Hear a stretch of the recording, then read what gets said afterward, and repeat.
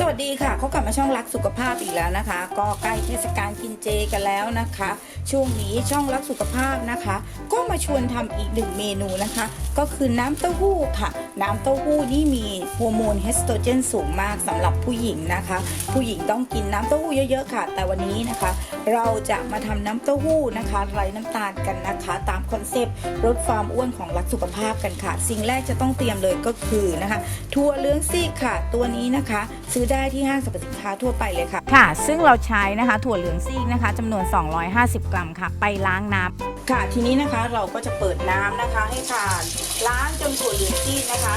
เป็นน้ำใสๆเลยนะคะนี่นะคะตอนนี้ก็ยังเป็นน้ำแบบลักษณะนี้อยู่นะคะเห็นไหมคะน้ำขุ่นๆนะคะเราต้องล้างแล้วก็ค่อยๆเอานะคะเนี่ยค่ะเม็ดถั่วเหลืองที่เสียค่ะเอาออกมันก็จะมีรอยเนี่ยขึ้นมานะคะเดี๋ยวเราจะล้างนะคะล้างกันเรื่อยๆนะคะจนมันใสนะคะพอมันใสปั๊บนะคะเราจะไปแช่กันค่ะจะล้างเรื่อยๆนะคะ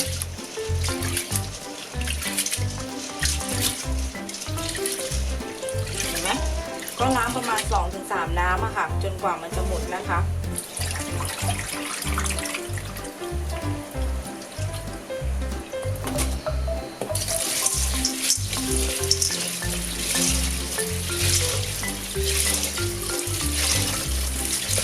ประมาณ 2-3 น้ำนะคะจนกว่าจะหมดนะคะ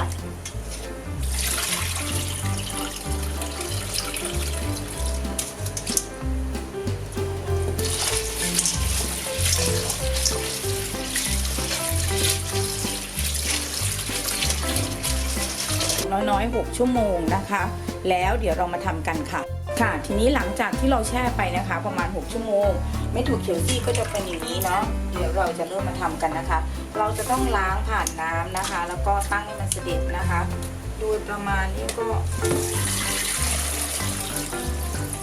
เราจะปั่นถั่วเหลืองซีกนะคะ250 กรัมที่เราแช่ไว้นะคะกับน้ำอุ่นนะคะโดยที่เราจะใช้ตัวช่วยนะคะของอันนี้เรียบร้อยของชาร์ปนะคะก็จะเป็นลักษณะอย่างนี้นะคะโดยที่เราจะต้องใส่ถั่วเหลืองนะคะแล้วมันจะง่ายนะคะอันนี้มันจะมีอย่างนี้นะเราก็ใช้เครื่องปั่นในลักษณะนี้นะคะใส่ถั่วเหลืองเข้าไปค่ะหลังจากนั้นนะคะเราก็จะใส่น้ำนะคะ2 ลิตรโดยที่เราจะใช้ทีละ1 ลิตรนะคะ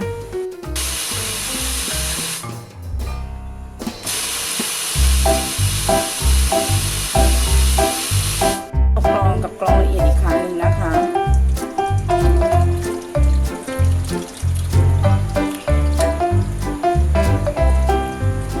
คอยตักฟองพวกนี้ออกนะคะกันน้ำเต้าหู้ไหม้เราต้องใช้ไฟต่ำสุดเลยนะคะและก็ต้มเป็นเวลา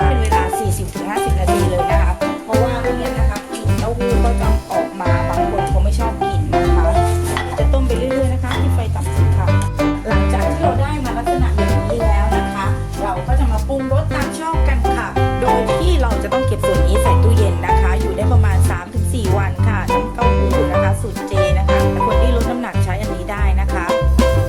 นี้นะคะเราก็จะจับฟองเต้าหู้จับเต้าหู้ค่ะแต่คนกินคีโตเนี่ยเขาจะไม่กินตัวนี้กันนะคะแล้วแต่นะแต่ถ้าเกิดคนกินมังสวิรัติหรือวีแกนในพวกนี้ก็จะกินนะคะลดด้วยเกลือนิดนึงนะคะใส่พอประมาณเยอะมากนะคะเดี๋ยวจะเค็ม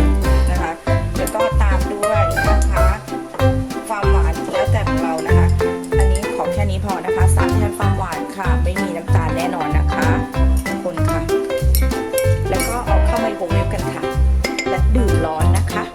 ถ้าเกิดหลายคนอยากให้ถ่ายท้องได้ดีนะคะช่วยในเรื่องคุมยุบนะคะก็สามารถที่จะใส่เม็ดแมงลักได้นะคะสำหรับคลิปนี้นะคะทีมงานรักสุขภาพนะคะขอลาไปก่อนนะคะถ้าชอบคลิปนี้อย่าลืมกดไลค์ให้กำลังใจช่องรักสุขภาพด้วยค่ะและอย่าลืมกดแชร์เพื่อบอกต่อสูตรดีๆสูตรทำง่าย